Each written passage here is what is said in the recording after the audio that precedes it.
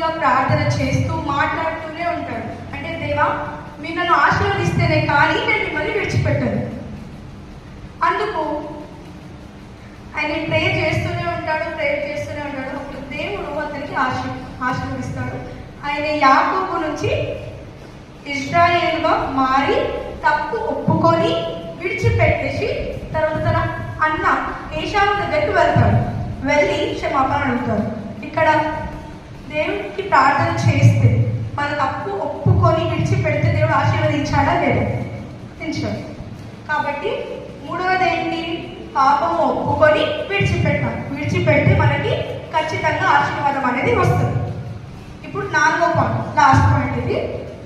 శ్రమలలో దేవుడిని దూషించక విశ్వాసముతో నిలబడాలి. యోబు 1